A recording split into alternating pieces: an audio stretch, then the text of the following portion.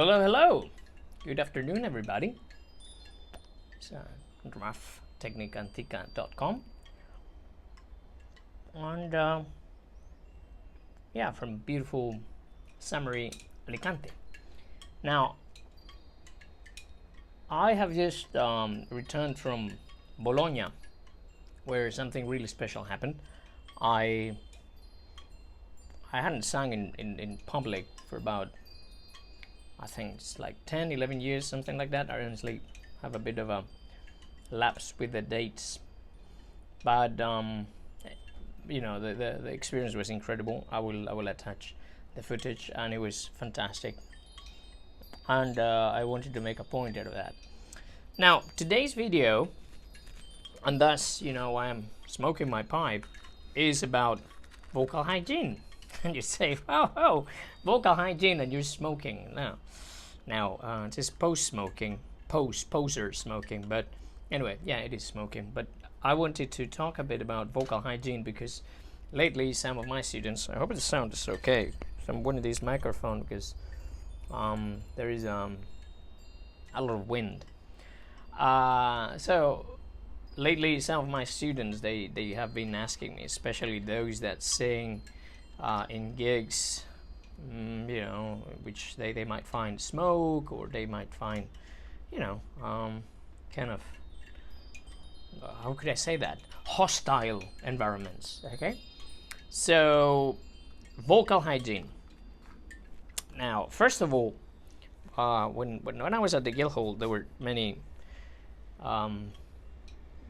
different sort of opinions, but everybody was kind of very much hypochondriac about all this. Oh, you know, this is very weak, and this can get harmed, and this can get blah blah blah. And all right, and I always say, yes, your voice is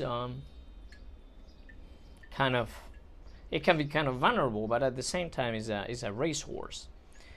And you know, if you're gonna be a singer, it's honestly, I thought when I was in career that I had to be like a monk and really behave myself. At least, you know, that's what tenors did, because, you know, we tend to be scared all the time. But baritones really didn't give a damn and just did whatever they did.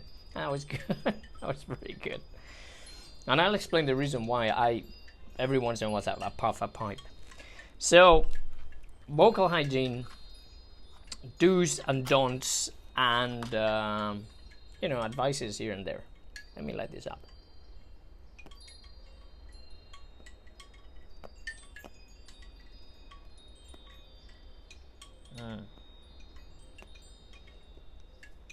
Very relaxing. Now, number one, tobacco. Obviously, tobacco is, I'm not advocating for anybody to smoke. It is harmful for your health and blah blah blah, but you know that, so I don't have to repeat myself. However, you know, that sort of being neurotic about it, I don't think it helps. Being neurotic about anything at all. The first thing that tobacco, any tobacco for that matter, but especially that one that you inhale, for example, my pipe, I only puff it, I don't inhale. What it's gonna do is going to, in a way, burn, right? Or it's going to heat up your buccopharyngeal area, basically your voice box and your palate and your mouth, to a degree in which the mucosa is going to get very much dehydrated. So what is the solution to that? Hydrate that mucosa, because otherwise you're going to feel uncomfortable. At the minute your voice feels uncomfortable, it's going to send a signal to your mind. Your mind is going to detect you're uncomfortable, and your mind is going to boycott you. And then, well, you know the result. I don't have to tell you about it. So my take is, okay, if you can avoid smoking, is stupid. But if you're going to smoke, be aware of this combustion, very like hardcore combustion that is going to be happening in all this area, and take care of it. So if you're gonna smoke, and I know I have jazz, jazz singers, students, jazz singers, rock and roll singers, and they do smoke.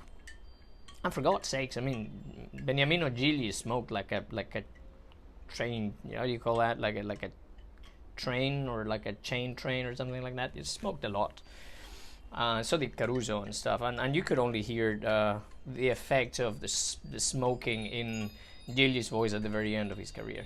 Nevertheless, once again, I'm not advocating for anybody to smoke. No, it's not going to make your voice bigger. Although there is this anecdote about a famous tenor that used to smoke dark tobacco to actually darken his voice before performances. You can say the sin, but you shouldn't say the sinner. So, if you want to know, you can ask me. I'll be happy to share it. See, this is the reason I puff a pipe.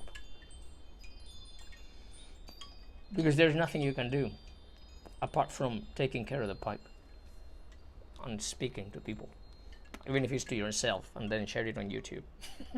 So, hydrate. Hydrate is going to help. So don't be scared. Don't abuse it. Don't be scared. Hydration.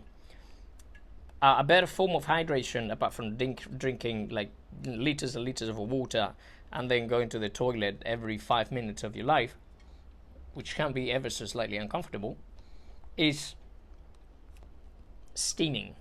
Steaming, it's a great remedy to rehydrate that mucosa that is going to get very, very dry because of the combustion. Okay, so either you do the old-fashioned way, you put a pot of boiling water. You can add something or not, but if you're gonna add anything, you can add some salt, or there's some herbs out there, and then that's it. You're going to witchcraft. Thyme is good, oregano is good. Why? Because they say it's like expectorant properties and anti-inflammatory properties, whatever. Just steam, put that towel over your head and just breathe. Please don't burn yourselves. Or you can buy one of those, like they call it facial saunas. Quite a funny thing. But anyway, that would also help. Okay, hydration. Number 2, booze. Right? This is good booze. Yeah. Again, I'm not advocating for anybody to actually drink. Don't. You don't have to. But if you're gonna do it, just do it, and don't feel guilt. Don't be guilty. Don't feel guilty about it. Sorry, shame and guilt and all that stuff. I mean, I don't think it's very. I wouldn't say positive, but I don't think it's very constructive. All right. So if you're gonna drink, and this is an advice I got from Sue McCulloch when I was at the Guildhall, was if you're gonna go on the piss, try to drink twice as much water as you drink alcohol. The reason being that alcohol is going to dry you out. It's going to dehydrate you. So not only you might have a hangover, which is actually dehydration, but also your entire, voice box and all that is going to be dehydrated. So drink the out, to counter effect that. But mind you, this goes also,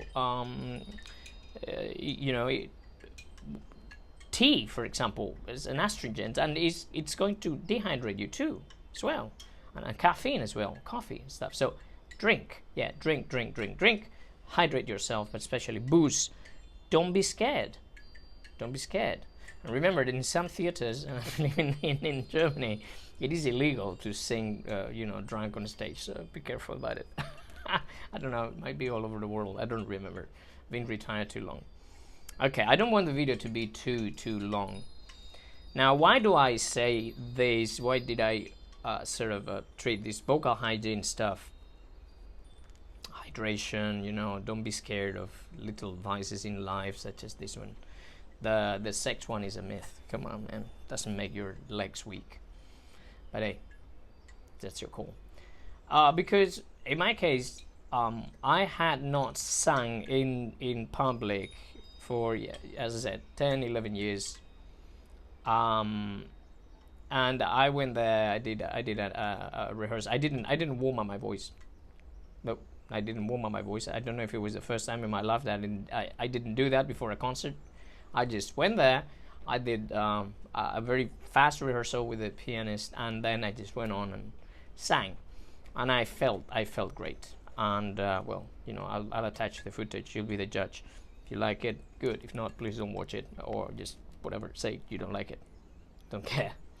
And you know, if you're talking about somebody that puffs a pipe every once in a while and has a bit of alcohol, but there you go. The voice is healthy. So it goes to say, with a good technique, that I'm not saying that you know, my technique. No, good proper vocal technique, some experience, and you know, 2 fingers of forehead. You know, as in some common sense, you can have a lengthy career. But please don't go all hypochondriac and make your life miserable, because then you're gonna end hating singing, and that is a no-no.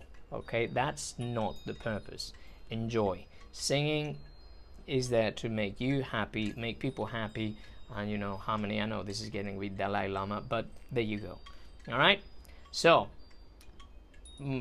excuse to actually, you know, attach the footage of my last concert that, you know, of today. It's vocal hygiene. Don't be scared of those things. Most of the time, this is gonna be a question of hydration. You know, dehydration, hydration, water, steaming, and just get on with your life. Sleeping, you know, but goes without saying. And yes, to answer a few questions that people have been, you know, writing to me. Am I coming back? I don't know. I have no idea, so I can't answer. I enjoyed very much doing what I did. Okay, so that's all for today. Take care of yourselves. You know, exercise, blah, blah, blah. Hydration, hydration, hydration. But don't be scared, okay? It takes, excuse my French or not, maybe YouTube will, whatever, I don't monetize, but it takes a lot to fuck up a voice, all right? But it can get fucked, so, right, let's try not to get it fucked up. Yeah, but don't go nuts, all right?